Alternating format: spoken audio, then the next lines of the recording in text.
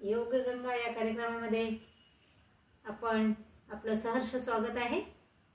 यापूर्वी पण आपण एक व्हिडिओ बघितला होता की ज्यांना खाली बसायला सांगितलेलं नाही ते अशा लोकांसाठी आपल्याला काय पर्याय काढता येईल, खुर्ची आणि टेबलाच्या आधाराने आपण कसा योग करू शकतो। आपला उद्देश हाच आहे की आपल्याला सपोर्टनी का नाही, ज्याला मेडिकल योग म्हणतात, सपोर्ट योग, मेडिकल योगाचाच अर्थ आहे की सपोर्टेड योग किंवा मेडिकल योग, की ज्याच्यामध्ये पोस्चरचं लक्ष ठेवायचं आहे।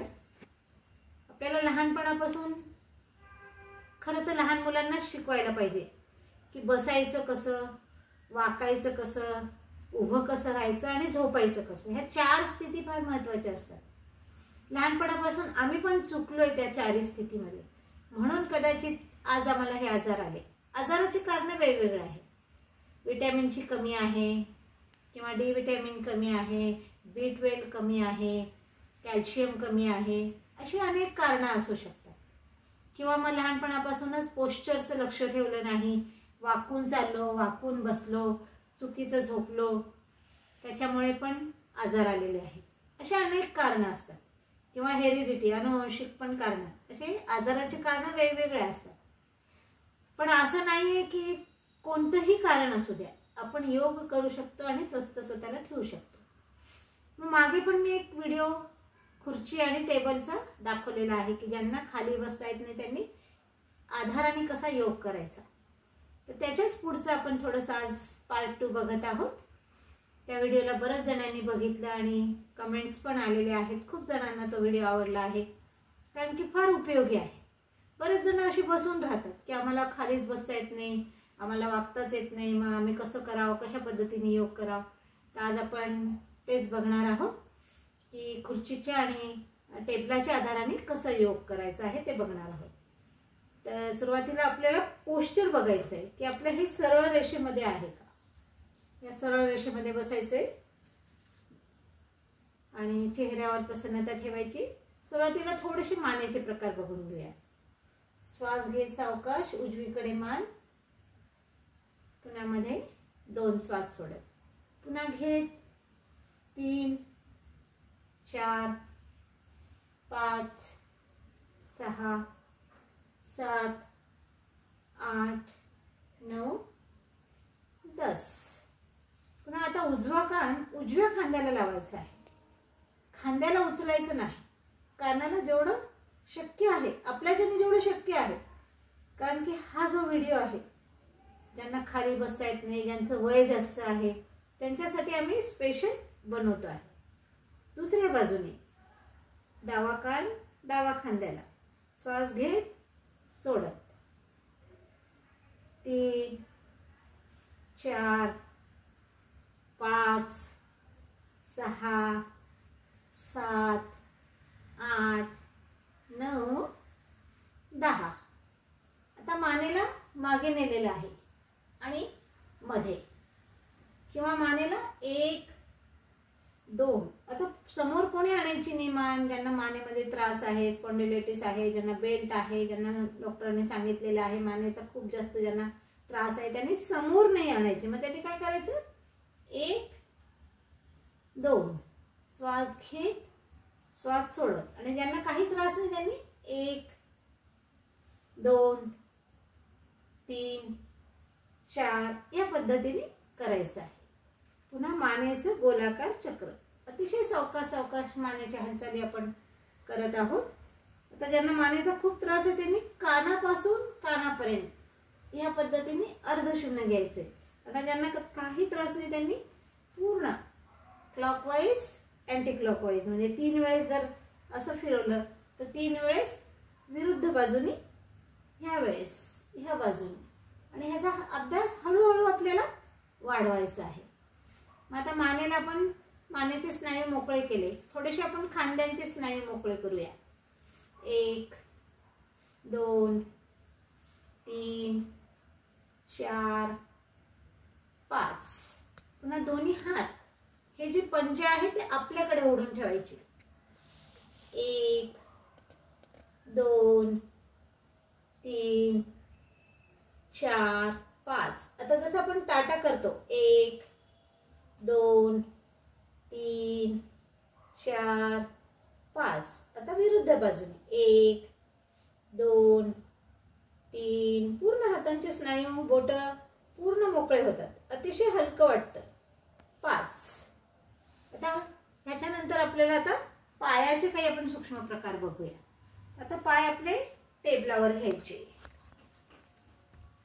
या पद्धतीने पुन्हा पाठीच्या कणाकडे आपल्याला थोडंसं लक्ष द्यावं लागेल. पाठीचा कणा सरळ असावा हे मात्र आवश्यक आहे.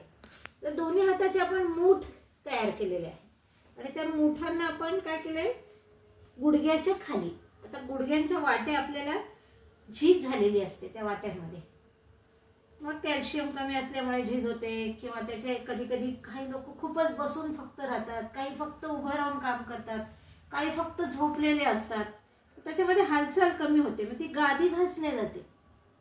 बघा, फक्त वाट्यांना आपण खाली मुठींचा आधार आहे आणि वाट्यांना आपण पूर्ण वर खाली केलेलं आहे. या पद्धतीने व्यवस्थित टेबल सेट करून घ्यायचं आहे.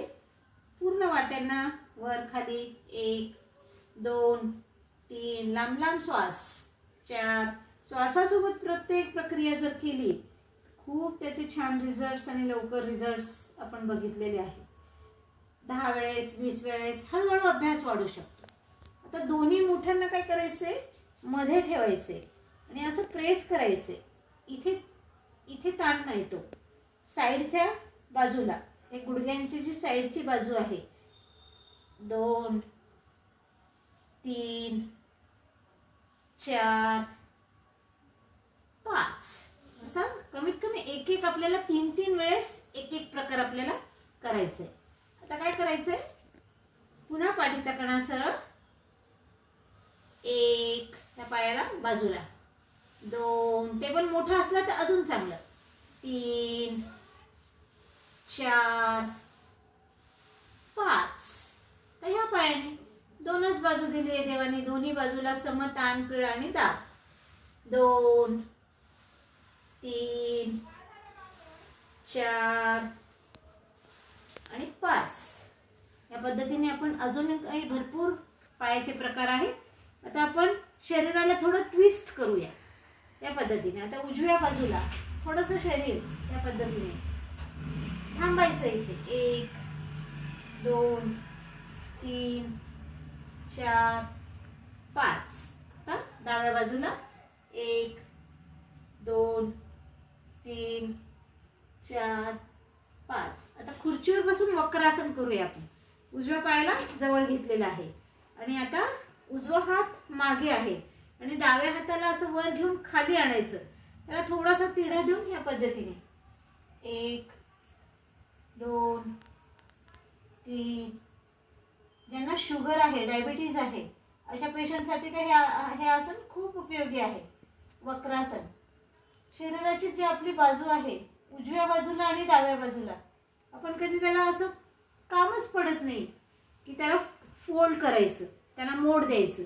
आता डाव्या पायाने डावा गुडघा जवळ घेतलेला आहे, डावा हात मागे आहे, उजव्या हाताला या पद्धतीने 1 2 3 4 5. सावकाशरित्या सोडायचं आहे.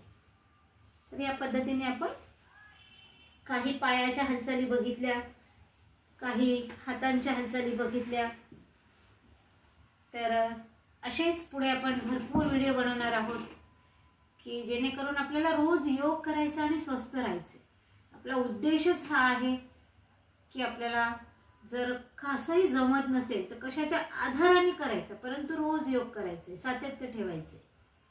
तर लाईक करा, शेअर करा, सबस्क्राईब करा आणि जरूर अशा लोकांना तो व्हिडिओ पाठवा की ज्यांना जे असे म्हणतात की आम्ही करू शकत नाही, आम्ही खाली बसू शकत नाही, आम्हाला जमत नाही. त्या अशा लोकांना जरूर व्हिडिओ पाठवा.